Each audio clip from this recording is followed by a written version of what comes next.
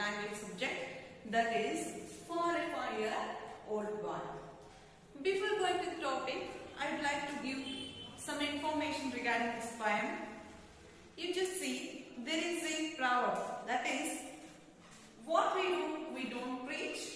What we preach, we do not follow. Yes, why we are saying like that? Just because in our daily life we come across so many situations like this. Just because whenever there is a padri or there is some devotional persons, they used to preach something in the temple, is it? But they are not following that. But they are not also preaching what actually they are leading their life, is it? So it is not related to our daily life, what they are preaching actually, is it? You just observe yourself in your surroundings, or your parents or your friends or your elders or well-wishers, whoever they come across in your life, they used to preach or they used to say some good words to us, but they actually not following those good words for themselves in their life. For very best example is, as a mother, I am also preaching something to my child, is it? But I am not following those things for myself. Just because of some circumstances which we come across in our life, we cannot follow all the rules and regulations, or we cannot follow all the good words whichever preached by some other fellows. Just because I am saying that you should be kind towards animals, you should be kind towards birds, you should be kind towards all other creatures on this world, like that, I am saying those kind words to my child. But whenever I see a snake, near to my child, what I will do? I am not showing any mercy on it, is it? I am not kind towards that creature, just because I have some prejudice in my mind, or I know that it may bite my son, is it? Just because of the careness towards my son, I used to beat that, I used to kill that snake, is it? So here, what I am preaching to my son, that is not followed by me. Here also, in this poem, For a 5-year-old boy, here poet, that is Fleur Adcock. She is also a mother, she is also a kind woman, she is also a kind mother, she is also saying kind words to her son, but she taught herself that whatever I am telling to my 5-year-old boy, I can't do all those things in my life actually. Just because she has some circumstance along with her, and she has some careness and love towards her child or towards her family, so she will be not kind towards some other creatures, okay, which may cause danger to their lives. And also she is thinking herself that what I am telling to my son, I am not actually going on with that type of life in my lifetime, okay. And also here she is saying about kindness, okay, how we are kind towards some other creatures and how we are preaching those kind things to our child. Here she is stressing that only the words or only the preachings or only the suggestions or only the good views or only the good talks would not create changes in your life, may not cause any changes in your life, but imitation causes, is it? If we do mistakes, our child will imitate us. If we are kind towards something, our child will be kind towards something. So child will imitate the parents, or child will imitate the elders, or child will imitate the friends, but it would not take the words or kind words or good words whichever we will tell to the child. So we should be correct for ourselves, then only we can preach or we can tell good things to others. Okay, this is the theme of the poem. Okay.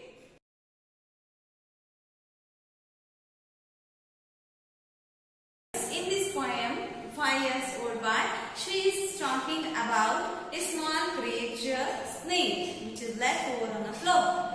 Okay, have you ever seen snake? It is very small and smooth creature, is it? It's eating daffodils. Its food is daffodils. It's feed on daffodils. So she used to tell her child to leave that small creature to her garden to eat the daffodils, not to crush it under the foot of someone. Okay, have you seen? Just go through this video. What I am showing here, what we are seeing, this is the very small creature. You observe it, how beautifully it is moving and how beautifully it is feeding on a leaf. Is it? How it's eating, how the legs of that, how it is crawling on the ground, how it holds the leaf, and beautifully it opens its mouth. It opens its mouth and it's now feeding on a leaf. How beautifully it is doing, is it? How beautifully it's feeding, how beautifully it's having the food for itself. Is it? It feeds on a daffodil. You might have observed all these things in your surroundings or even in your gardens. Is it? Have you ever touched that? How beautiful it is.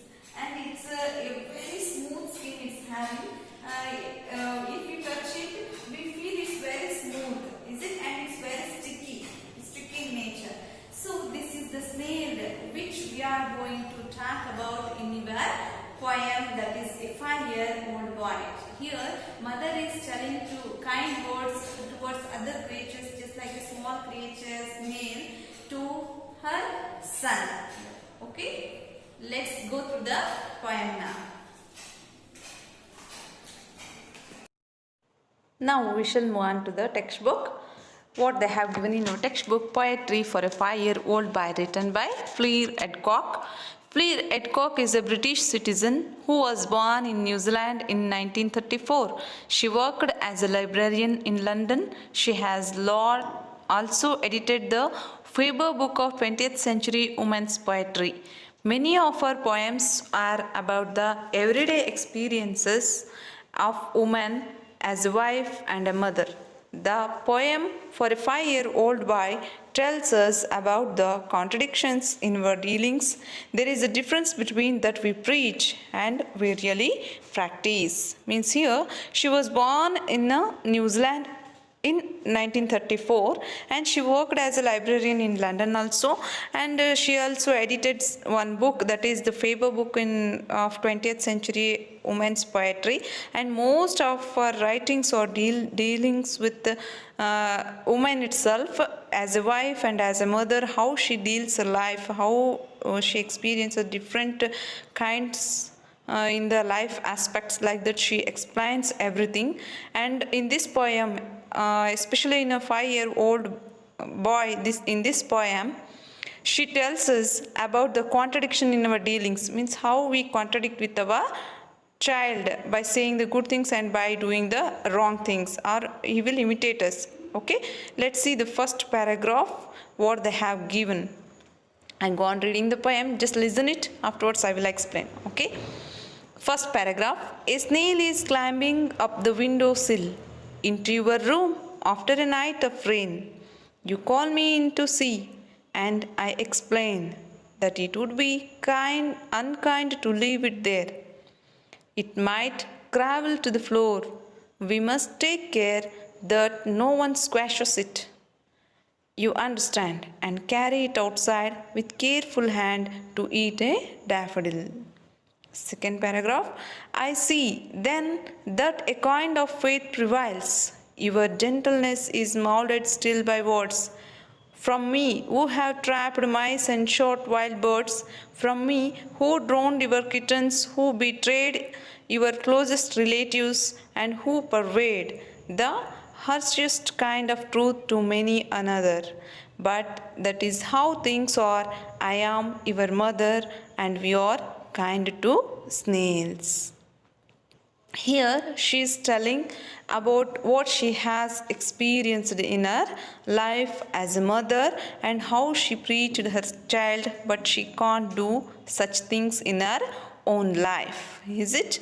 Now we shall move on to the next part of our textbook, that is glossary or a new words what they have given in our textbook. Okay, window sill. It means the lower wooden frame of the window board, that no one squashes it. Since the snail is a slow creature, it is likely to be crushed under one's foot. Next, to eat a daffodil means to feed the snail. The snail eats daffodils, a type of flower that blooms in early spring. Next, a kind of faith prevails. It is commonly believed that character is built rather by words of advice than by imitation of what others actually do Of course, this is not true. It is only a prevailing belief not based on truth. Still, even now, pervade, carried on, or delivered. Okay, my dears, now you came to know the new words what they have given in your textbook, especially in this poem. Okay, here the kind of faith prevails means it is theme of the poem here, means commonly we believe that character is built rather than by words of advice than by imitation like that, but it is actually wrong thing what we are thinking, just because everybody used to imitate one another, but they are not taking the advice of someone, whatever it may be. Okay, next we shall look on to the first paragraph only. A snail is climbing up the windowsill into your room after a night of rain. Means here the snail is climbing. It is a slow motion creature. It is moving very slowly and it is climbing very slowly at the window sills, means at the edges of the window. After a night of rain, means yesterday night it was raining, so the snail has fallen down. Now it is climbing.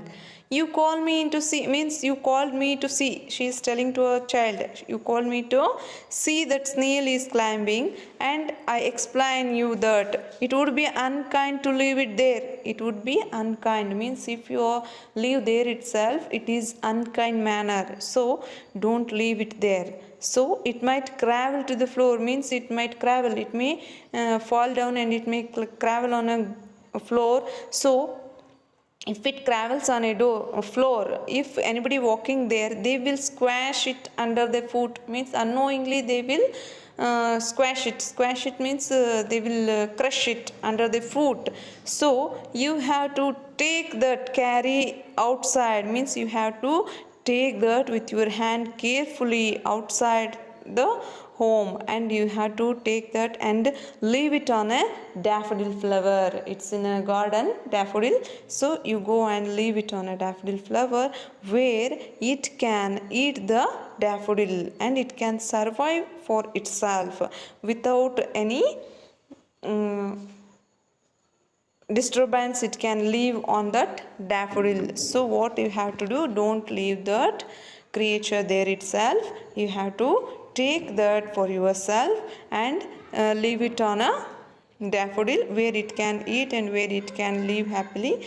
Don't let it on a floor, that it will be an unkind thing like that. She is telling to her son.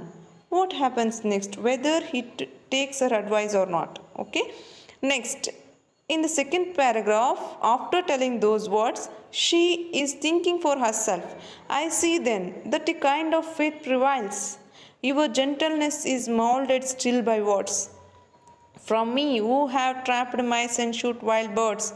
From me who drowned your kittens, who betrayed your closest relatives, and who pervade the harshest kind of truth to many another. But that is how things are. I am your mother and we are kind to snails. Means again she is thinking for herself that if I say those kind words to him, would he get a faith for himself?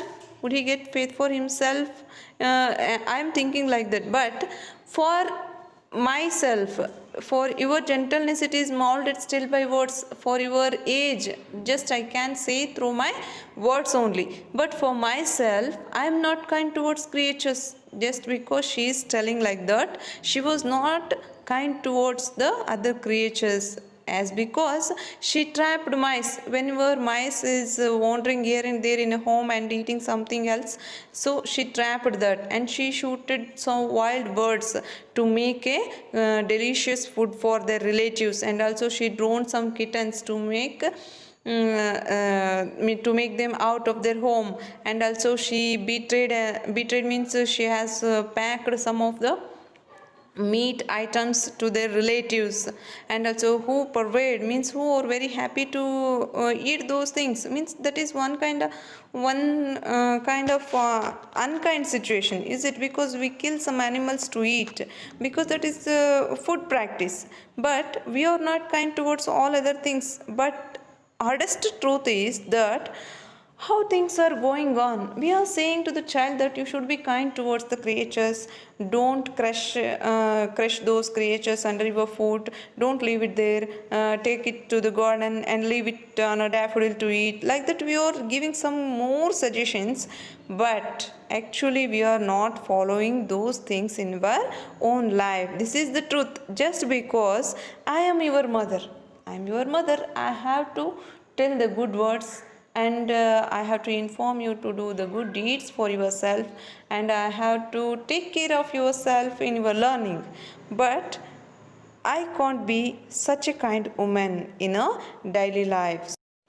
She regrets herself for her situation that I can't be kind towards other creatures, but I am preaching my child to be kind forever. Is it?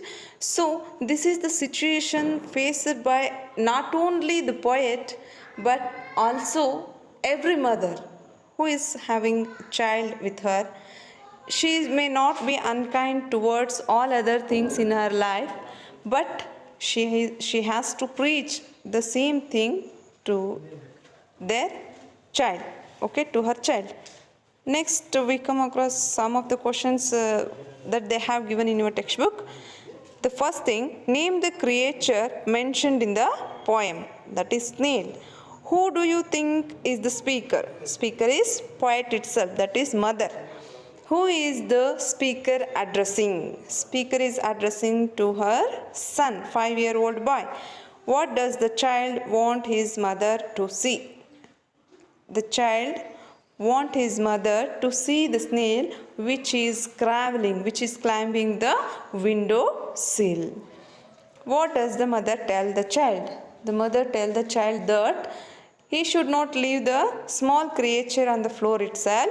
He have to take that in his hand and leave that on a daffodil, just because he want it to eat the daffodil and survive for itself happily on a daffodil flower. Is it? These are all the question and answers that we come across in this poem. My dears, you try yourself to answer these questions in your own sentence, but that sentence should be of a complete meaning. Okay, that should give a complete meaning. Be careful while writing the sentence, because it is English language and it is very important to think about the each and every sentence. Okay, thank you, my dears. I hope you understood well about this poem, and you also understood about your mother's situation. Is it? Thank you.